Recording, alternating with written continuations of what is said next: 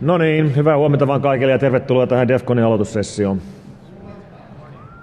My name is Mikko Hyppönen and we'll be doing the first session here talking about the history and evolution of computer viruses. I'm from Finland.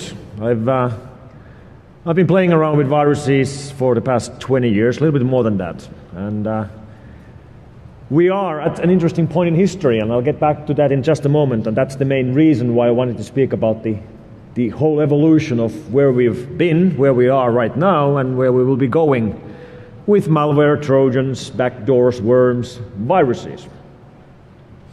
Now, all those years I've been working with the same company, F-Secure, so we run antivirus labs around the world.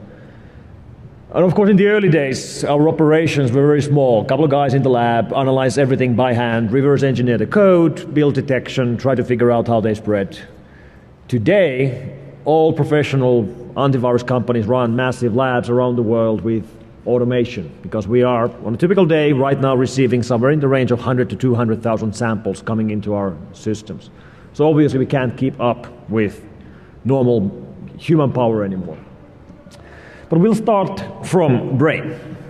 So this is Brain. This is an original 5¼ floppy disk infected by Brain.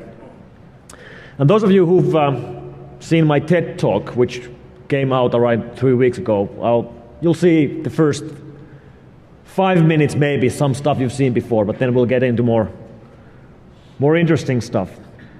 Because in my TED talk I was also speaking about this. Last year, around November, we were cleaning our labs, and from one of the cupboards we found this box, which were full of 5¼ floppy disks.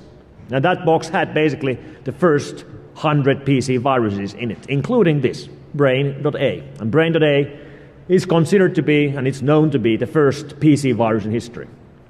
That's the first PC virus. We've seen before 1986, for example, some Apple II viruses and stuff like that. But this is actually important because we are still fighting PC viruses today, right? So I did the math. 1986, 2011, that's 25. It's going to be 25 years. And we had a meeting in the lab that, okay, what should we do about this? It's going to be 25 years since the first PC virus. And our media team thought that we should have some sort of social media campaign to raise awareness of computer security. And I thought that that's boring. What about if I try to go and find the guys who wrote Brain 25 years ago? And if I find them, I'll speak with them and I'll ask them, like, why did you do it? And what were you thinking? And what do you think about what you started 25 years ago? And actually doing that, like trying to find virus authors 25 years later, typically would be impossible. In case of Brain, it actually isn't, and I'll show you. I have the only Windows laptop in the world which actually has a floppy drive. So here we go. And here's the actual boot code of a floppy infected by Brain. So if you just take a closer look, you'll see that inside here, actually let me zoom so I can draw, right about here you'll see text, right? Welcome to the dungeon. 1986, Basit and Amjad. And Basit and Amjad are first names. They are Pakistani first names. Then there is a phone number and a street address. So in February, I went to Pakistan. This is from the west side of the city of Lahore, which is like 200 miles south from Abbottabad, which is where Bin Laden was caught. Didn't see him. I did see one funny guy with a long beard, but I don't think it was him. And this is from the road leading to this building, which is 730 Nissan Block, Allama Iqbal Town. And that's the address listed inside the Brain code. So I knocked on the door. You want to guess who answered the door? Basit and Amjad. They are still there. So here, Basit standing up, Amjad, his brother, sitting down. Nowadays these guys run an internet operator, internet telco operator for the city of Lahore. The company is called Brain Telecommunications. So we had a very interesting chat about, okay, like, why did you do it and what were you thinking? And Their explanation was that it was a proof of concept. These guys had a background in Unix world. They had been running different mainframe systems in the early 1980s when they were like in their late teens, early 20s. And then PC-DOS came around, 1985, and they hated it. They thought that it isn't as secure, and obviously it wasn't. And they decided to prove it by writing a virus, and that's what they did. And of course, they had no idea that the virus will go around the world, infect computers in more than 100 countries around the world, but that's what it did. They also started getting phone calls from around the world from people who got infected by the virus and all that. They really weren't expecting that to happen, but of course, it went global, became a global problem.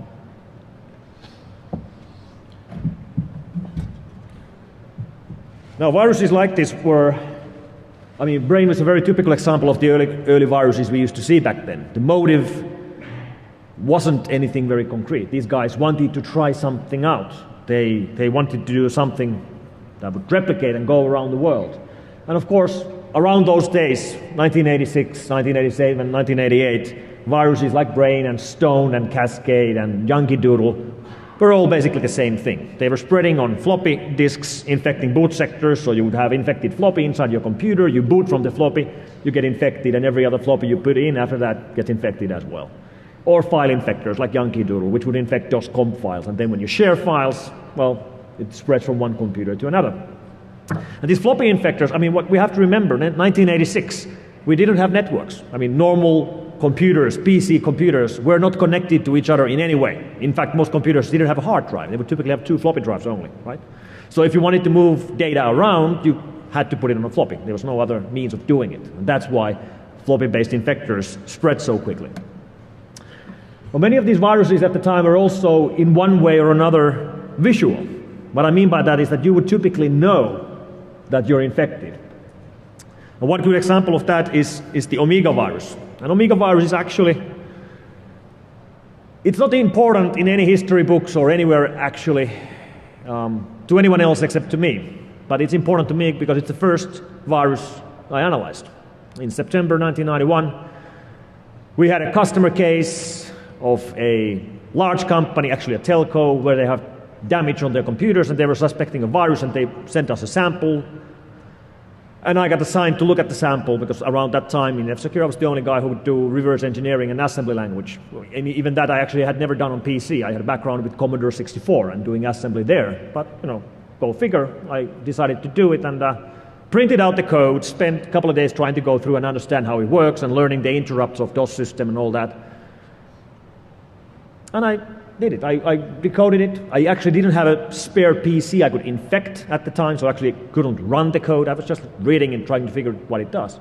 And one of the things that I thought it did, just looking at the code, was that it would display on 13th of the month, if it was a Friday, it would activate and display one character number 232, I believe, in ASCII chart. And I looked up the character, and that is the Omega sign. So I named the virus Omega. That's the first virus I ever named, and the name stuck. If you Google around, you'll still find this virus as the Omega virus. And that actually started a tradition. Nowadays in our company, once you've been 10 years with the company, you'll get an Omega watch, like this. So I should have named the virus Ferrari. Now, many of you will remember viruses like Michelangelo at the time, which were destructive. So one way that you would know that you're infected by a virus is that it would destroy your files. Like Michelangelo would overwrite the first 100 sectors on your hard drive, destroying your file allocation table on DOS systems, and your PC wouldn't boot. Other examples were viruses which were visual, and let me demonstrate that. So what we'll do is we'll boot up DOSBox. Those of you who've played old games will know this tool. It's basically a way of running old code on current, like this is a Windows 7 system. So let's mount some folders. Let's see. And what I have here is a collection of binaries, COM files, because if you look at the dates, 1993, 1994, and so. And these are all examples of virus code, which at the time I modified slightly to remove all the destructive parts and replication parts. And what we're left with is basically the activation code. So for example, the vSign virus, which would infect your boot sectors. If I'm actually running the code right here, actually I think it's like that. Yeah, here we go. It activates by drawing a V sign on your screen. That's why we call it the vSign virus, because you get a victory sign. So what I'm running right here is actually code from 1992, which is the original virus code, but everything else has just been knocked out except the visual parts of the virus. And many of the viruses at the time would do this. They would show themselves to the user. vSign would do this once a month. Once a month, when you boot up your PC, it would draw this vSign on your screen. And we have plenty of these examples in here. For example, the Walker virus. Guess why it's called the Walker?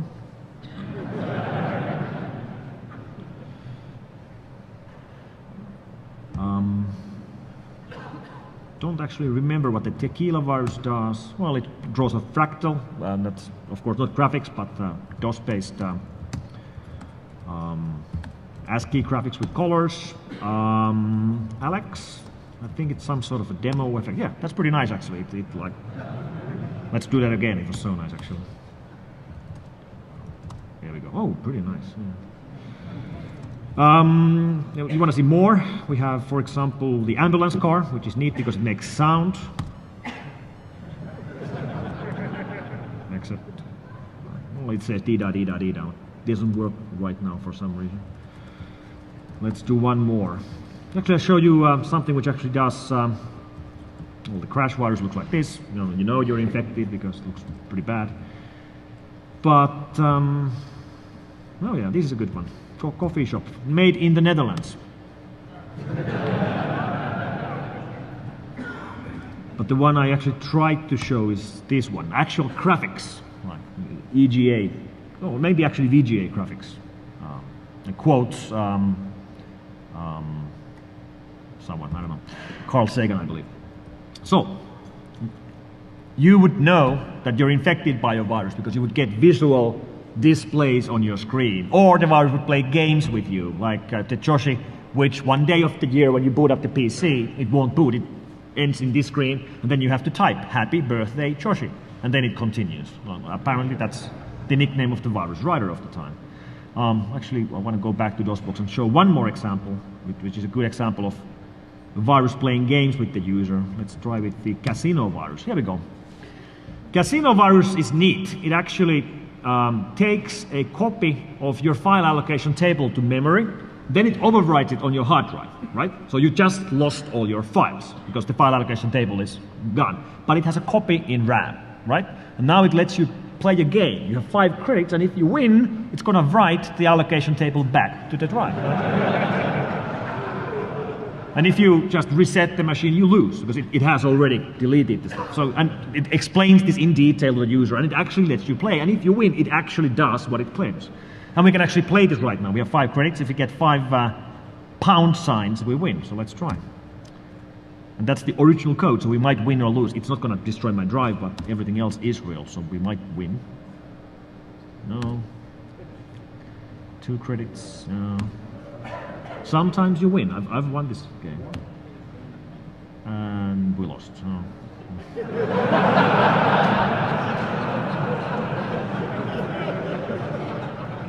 So that's what I mean by viruses which play games with the user, or at the very least make themselves known to the user. And this is an important difference to today's malware. Today, when you get infected by malware, you will not know that you're infected. You will not see funny images, your PC will not play music, your CD-ROM tray will not open and close all the time. Nothing like that. I mean, you will not know. It's running silently in the background.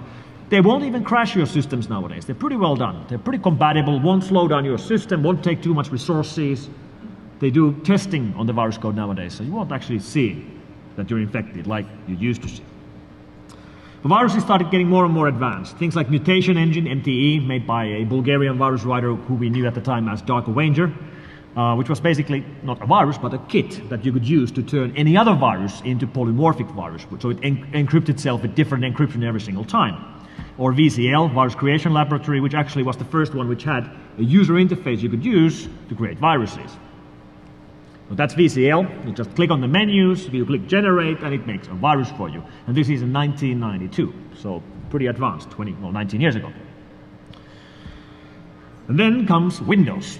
First Windows viruses were written for Windows 3.0 in 1992. Very first one was called WinVir, did nothing special. It was the first one capable of infecting the PE file structure that Windows was using at the time.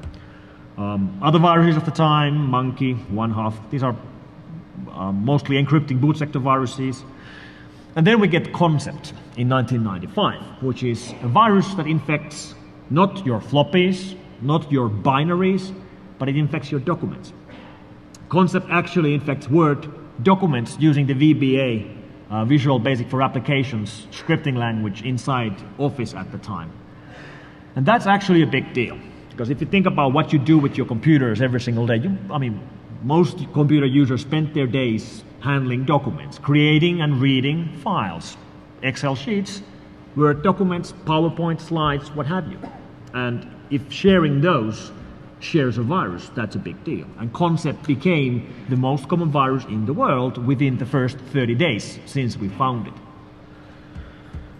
LaRue was a close follower. LaRue did not infect Word files, it infected Excel spreadsheet files. In fact, we later found a variant of LaRue which would not just infect your Excel spreadsheet, but it would also randomly round your random numbers inside your spreadsheets by 0.01% up or down once a day. So it would slowly corrupt the numbers you're working with.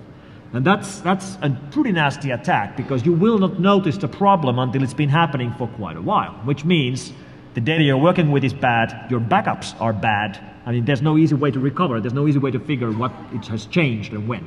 That's a big deal. Windows viruses were also, the early Windows viruses were often visual. I mean, they would show themselves. This is the Boza virus written by a virus writing group from Australia, calling themselves Vlad. That's the name of the group, that's the nicknames of the guys in the group. So viruses were still very much being done by hobbyists, for fame, for challenge, just because they could. Another example is the Marburg virus from 1998, which would change your Windows desktop to look like this, so you would know you're infected. This was still the norm in the late 1990s. More Windows viruses, Remote Explorer, Happy 99, and this one is actually important because Happy 99 is the very first email worm. We're talking about late 1998. This was an email worm which claimed to be a greeting card wishing Happy New Year 1999. And it would actually show you fireworks on your screen. And while it's doing that, it would take your address book and email itself as an email which looks like you sent it to everybody listed in your address book. And the email contents were Happy New Year 1999, and there's an attachment called happy99.exe in it. And of course your friends would believe you sent it because it looks like you sent it, and they would open up the attachment and they thought that that's what it's supposed to do, and it would replicate and replicate and replicate. And these kind of email worms quickly became the biggest problem we have. And one thing which feels funny now is that you could actually do that. I mean, you could just take a binary, like an executable, and email it to someone else, anywhere else in the world, and they would get it, no problem, and they could run it, no problem. Obviously, you can't do that anymore. Filters would kill any, I mean, if I tried emailing an exe Windows binary to every single one of you, I don't think any of you would actually get it. I mean, my operator, or your firewall, or whatever, would kill off an executable attachment nowadays, but that wasn't the case back then. So more Windows viruses at the time. Melissa became one of the largest outbreaks in history because it combined these two big trends at the time. It combined an email worm with a macrovirus infecting Word documents. So it would send itself as an email, which looks like it's coming from you once you get infected, sending it to all of your contacts in your address book, and the attachment is not an executable, it's a doc file. It's a Word document file. In fact, it's one of your own Word document files which has been infected with a macrovirus. And this has two problems. First of all, you are going to infect your friends. Second of all, it leaks confidential information. It takes a doc file from your hard drive, infects it, and sends it out to thousands of people. And that file could be anything. It could be plans, patent applications, a love letter, who knows? I mean, anything. Love letter, this is still in the history books as one of the largest single email outbreak, and it probably will stay as the largest email outbreak, or one of them, because we don't see email outbreaks anymore. This was one of the problems which has gone away. In fact, here's a screenshot from CNN.com at the time. I'm actually here making an estimate that no, it's not going to be a big problem. Of course, I was completely wrong. It became one of the largest outbreaks in history. But there you go. Whoopsie. Anna Kournikova, I'll just pick this one as an example of the email worms at the time. Many of these would simply just try to fool the user into opening up an attachment. And Anna Kournikova was an email worm which claimed that it has an image of Anna Kournikova. And here's an example of an email. And those of you who don't remember, Anna Kournikova used to be a tennis player, a pretty tennis player. So this is the email they would send. Here you have, that's the subject field, and then the content. Hi, check this, annakournikova.jpeg.vbs. And VBS is Visual Basic Script, a Windows system which it's executable, scripting executable. And we actually had quite a large outbreak on this virus. And we had people calling our labs. I actually spoke with one guy myself, and he told me that yes, he received the email, and he heard in the radio news that it's a worm, so he knows it's a worm. And our product actually, our antivirus actually blocked it, so he's safe. But he still wanted to see the picture. Like, how could he? Basically, how could I disable your antivirus so I could just click on it? And of course, it didn't actually show you any images. I just picked this because she's a pretty girl, but when you actually clicked on the VBS file, it would just replicate further. You wouldn't actually see any images. I believe I told the guy to just, we already had web at the time. I told him to go online and find some pictures. Maybe that's the easier way out. More viruses of the time.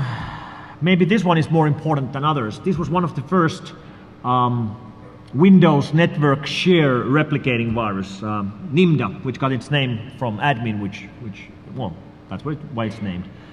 And NIMDA was, there was lots of conspiracy theories at the time because NIMDA was found in 2001, in September 2001, exactly 1 week after the terrorist attacks. And there were lots of conspiracy theories that this was somehow related, but it never actually proved anything either way. Nowadays, looking back, I don't think it was related in any way, but everybody was pretty paranoid at the time.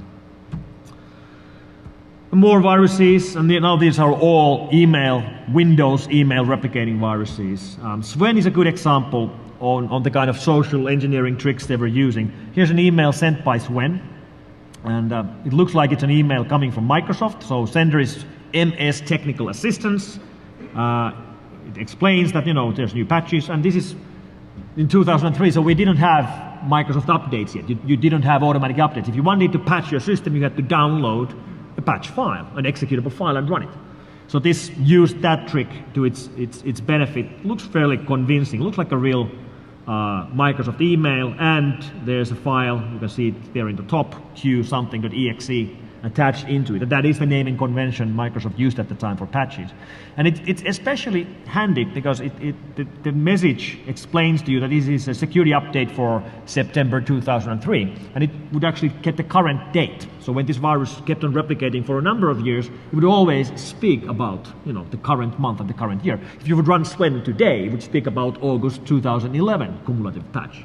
So it felt pretty real, and that's one of the reasons why it became such a big problem. And this is also one of the viruses where the virus author was caught, a Swedish guy, was caught and sentenced for some sort of online disruption based on Swedish laws at the time.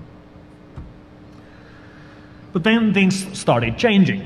We entered the years of internet worms or web worms, like Code Red. Code Red did not infect Windows workstations. Code Red infected Windows servers. It specifically infected Windows web servers running IIS. Using a remote exploit, it would infect those servers and immediately continue replicating from that infected server. It would just scan IP ranges, trying to find more servers, and then using the remote exploit, infect them. You can actually see how quickly such a replication mechanism goes worldwide. This is basically the first 24 hours in the replication of Code Red. And it started getting copycats of various kinds, including Slapper and Slammer and Blaster and Sasser.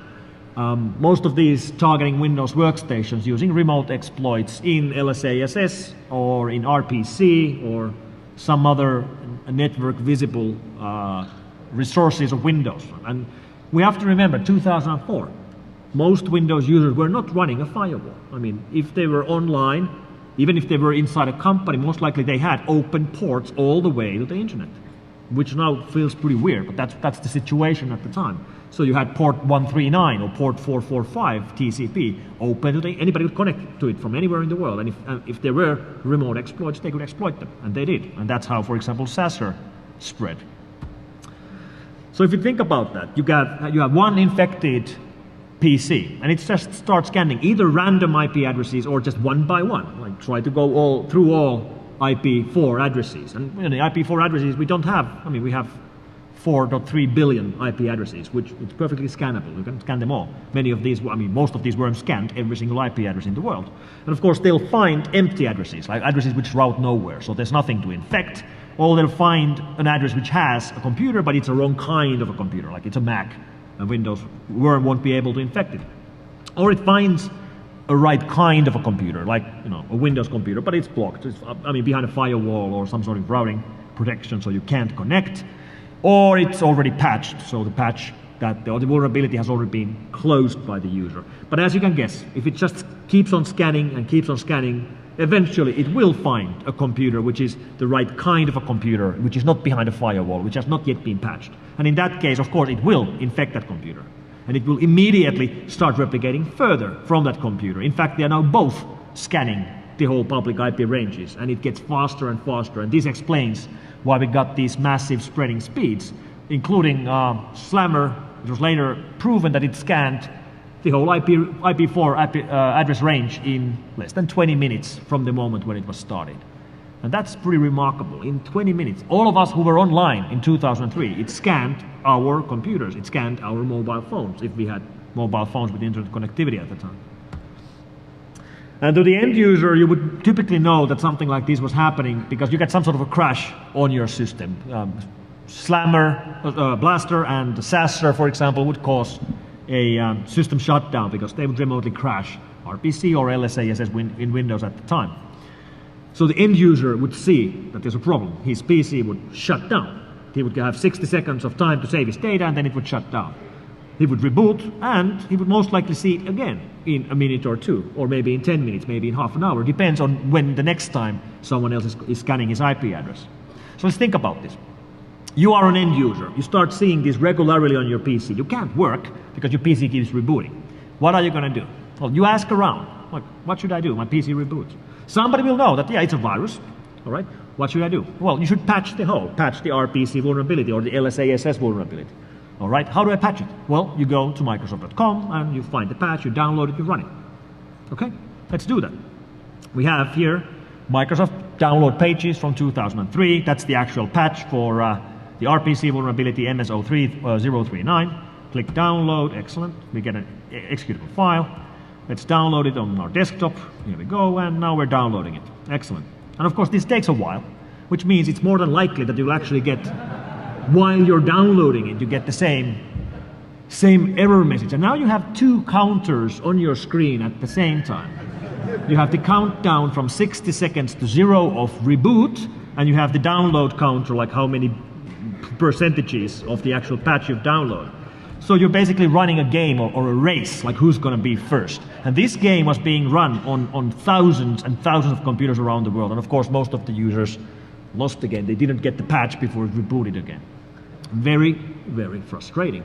And these are the kinds of problems that led Microsoft to change their the way they look into security. 2003, they did the big overhaul, code review of Windows base code, and started taking security seriously. This resulted first in Service Pack 2 for Windows XP, later into what we have today, for example, in 64-bit Windows 7, which actually has a decent security model.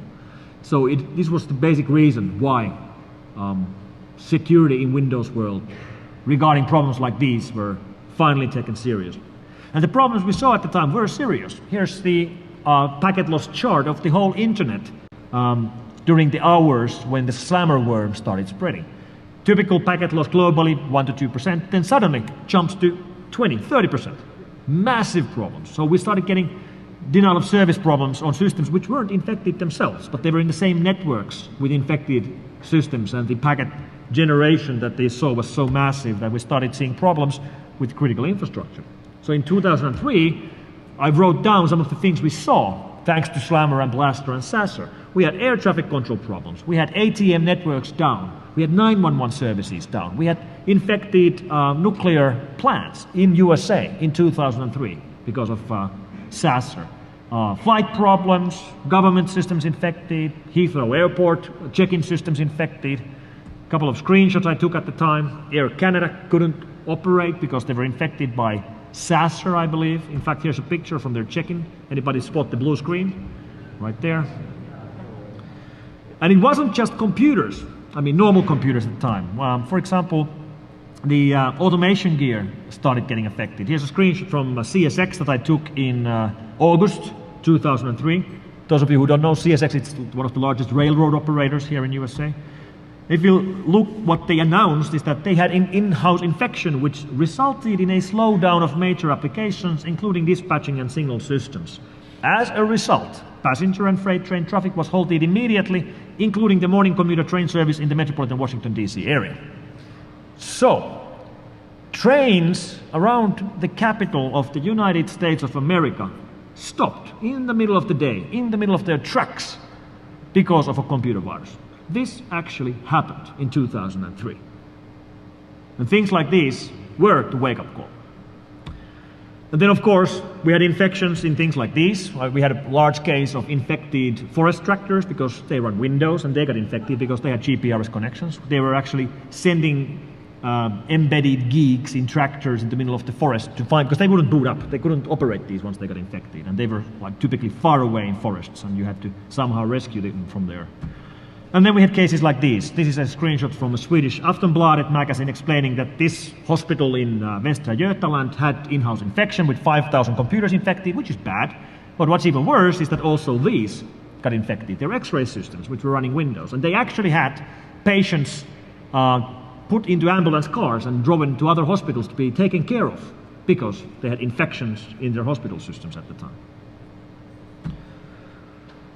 But something even more important was about to happen. 2003, a virus called Fizzer, which I claim nobody here remembers. And I also claim it's one of the most important viruses in history. Because Fizzer was the first virus we would conclusively prove that from the very beginning this virus was written for one motive only, and that motive was money. So before 2003, everything we saw was written for fun, for challenge, for lulz, for kicks, right? Nobody tried to make money with viruses until Fizzer.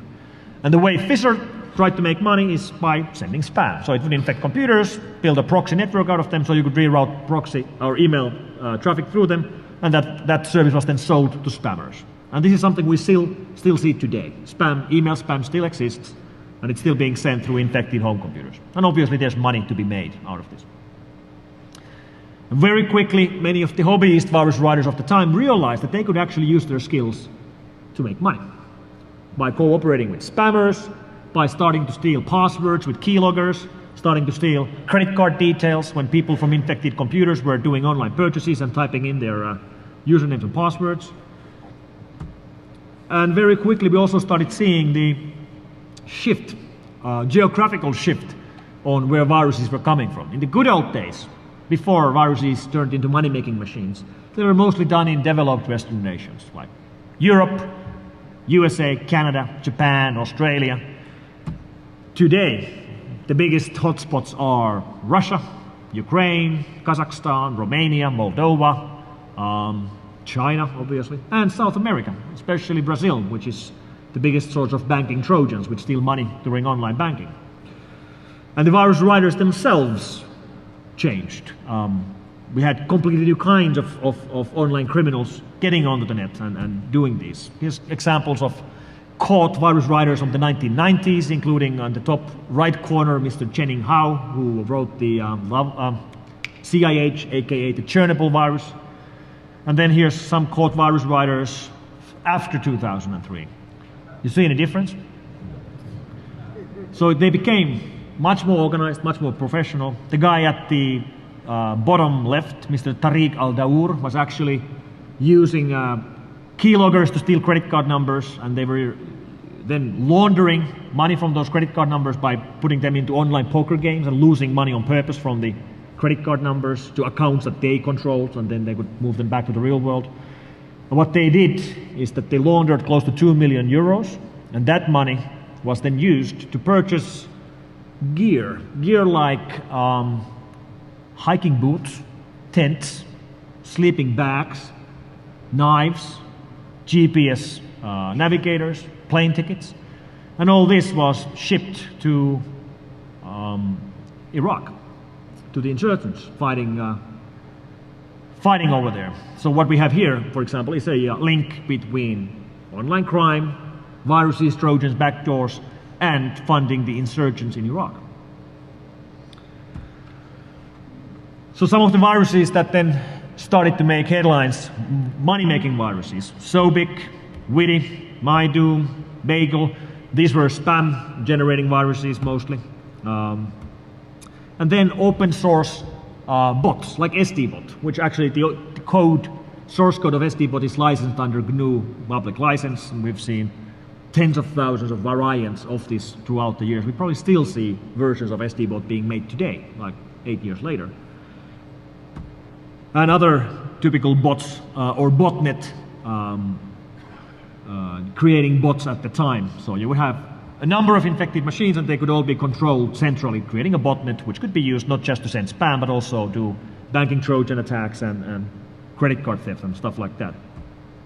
And then we got Sony.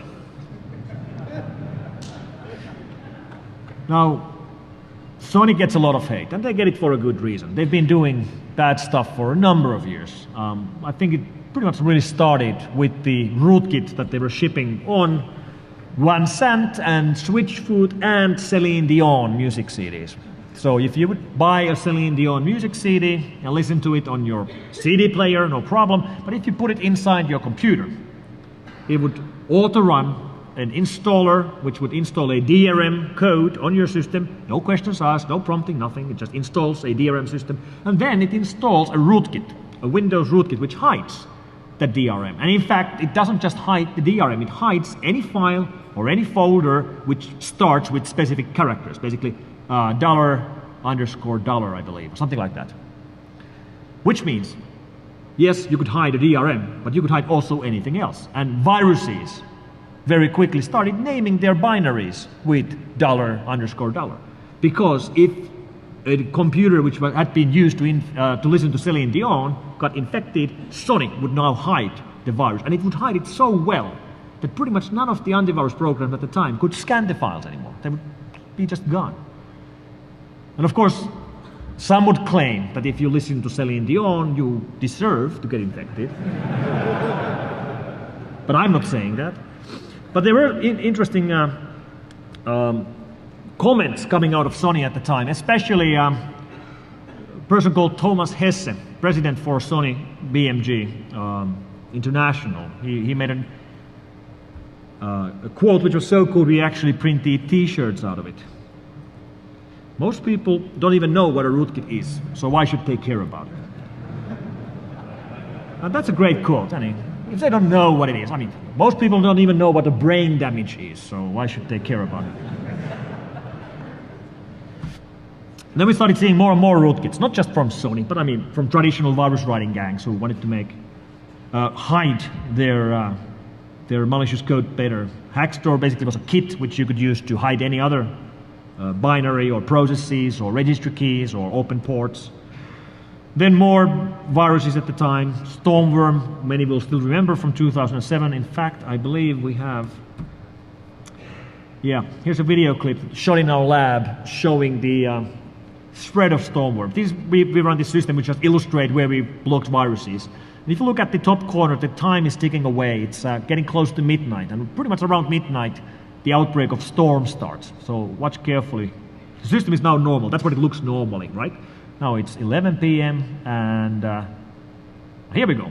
Well, that's what an outbreak looks like. That's a decent outbreak. Globally, pretty much everywhere where you have connectivity, anywhere where you have computers, massive infections. Greenland looks great. No viruses in Greenland. So. And now it's over. I mean, it took like maybe 7 hours. That's a typical outbreak, the kind of outbreak we used to see back then. And then we had Mebroot. Mebroot, which probably for a number of years stayed as the most advanced malware we've ever seen. Now we have 2 contenders for the same title. But Mebroot, when we first found it, it was all related to this. Which movie is this? Matrix? No? Matrix 2, that's correct. Matrix 2. There actually is a Matrix. I even heard there's a Matrix 3, but I haven't seen it. What is she called? What's her name? Monica Bellucci, very good. She plays the part of Persephone in the movie. Why am I showing her? Because she's gorgeous, that's right. But this is the website of Monica Bellucci, monicabellucci.it in Italy. She's Italian. And this was one of the first, if not the very first website that we saw that was used to spread Mebroot. So we entered the days of drive-by downloads. You would get infected by just browsing the web. And now, today, this is the #1 way of getting infected. Email and email worms haven't been the main problem for a number of years. It's the web. You browse the web, there's an injected JavaScript line there which goes through all your plugins in your browser, including Java and QuickTime and Flash and what have you. Tries to find an old version. If you're an old version, it will pop it and you're infected. That's exactly what this page did. It was one of the first cases where we saw it happening. And what Mebroot actually did is that it installed itself to the master boot record of the infected computer, which is pretty much exactly what Brain did, except at Brain time we didn't have hard drives, so it only went to the boot sector of the floppy. This actually goes to the boot sector of your hard drive, the first master boot record. And that's pretty hard to do under Windows, but it did it. And even more remarkably, I think it's a good example of how advanced these viruses started to become is that obviously when you're running below Windows, boots before Windows boots, you run the risk of crashing Windows, but it almost never did. It was very well tested. And if it did, I mean, if something went wrong and then you actually ended up with a with a Windows blue screen, now obviously Windows is crashed, Windows is no longer running, but Mebroot was still running. And in this case, Mebroot would make a diagnostic dump of the crashed computer and send it back to the virus writers over the internet so they could debug and figure out why it crashed.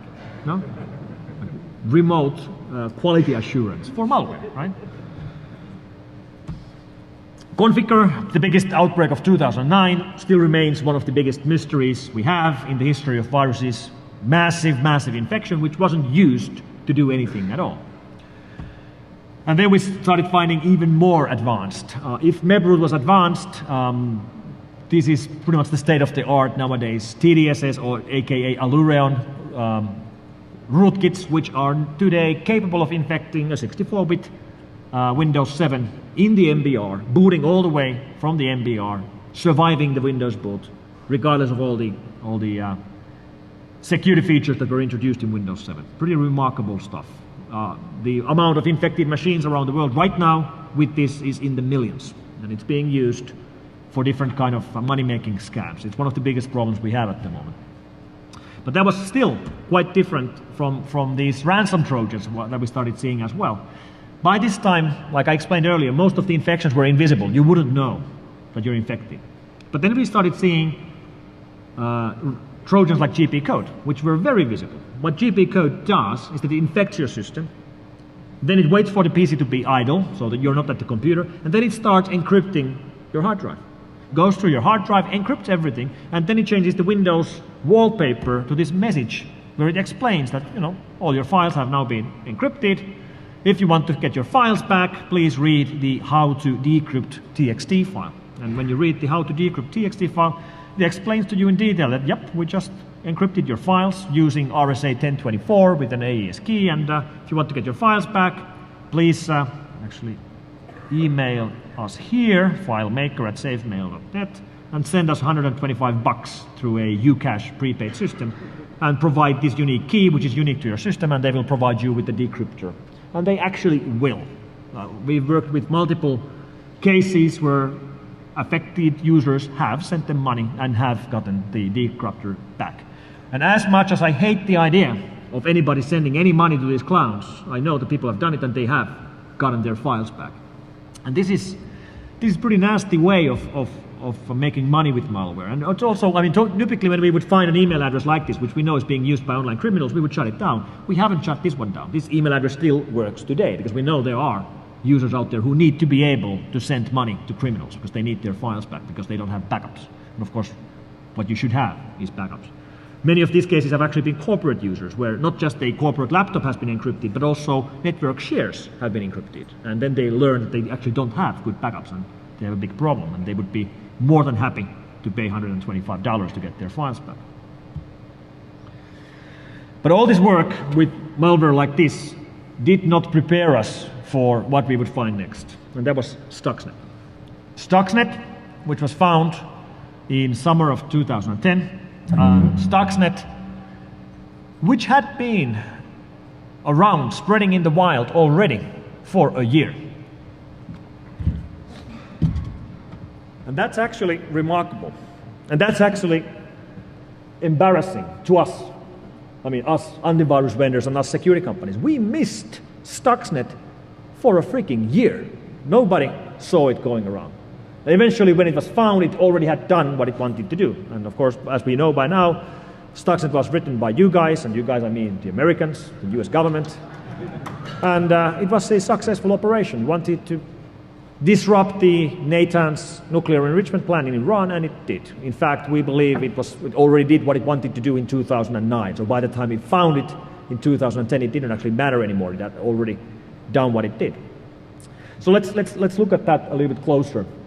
We have obviously computers everywhere in factories, in plants. You go to any chemical plant, any power plant, any food processing plant, you look around, it's all being run by these. That's a Siemens S7400, a typical PLC programmable logic controller.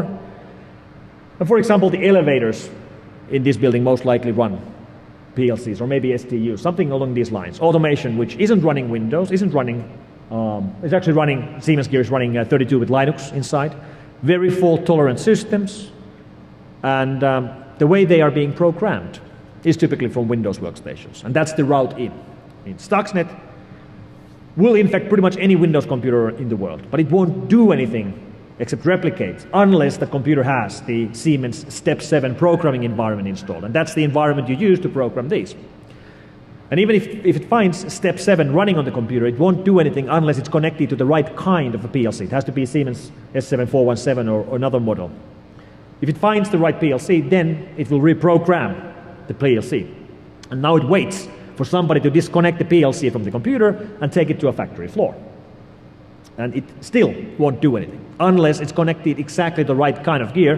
And it's looking specifically these. These are high-frequency power converters manufactured by a company called Defcon. It's looking for a specific number of the right kind of high-frequency power converters. And of course, these, we believe, were the converters that were used to spin the centrifuges in the Natanz nuclear enrichment plant. So the real target becomes not just the high-frequency power converters, but the whole nuclear program, or the nuclear enrichment program. So it has been a pretty wild ride. If we look at the last 25 years, from Brain spreading on 5¼ inch floppy disks to Stuxnet, which is more than a megabyte of code, multi-million-dollar project, more than 10 man-years in the making, targeting completely undocumented, tailor-made systems, infecting PLCs, which has never been done before.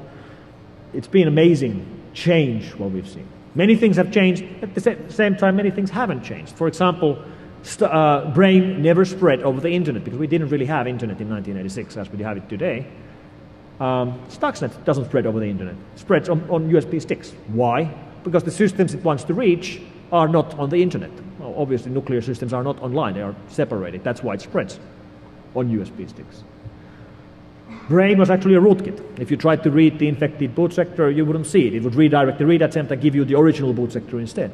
Stuxnet has a rootkit to hide itself not just on the infected Windows computer, but also on the infected PLC. So everything has changed, and nothing has changed. And it will be interesting to see what kind of viruses we will be analyzing 25 years from now. Thank you very much.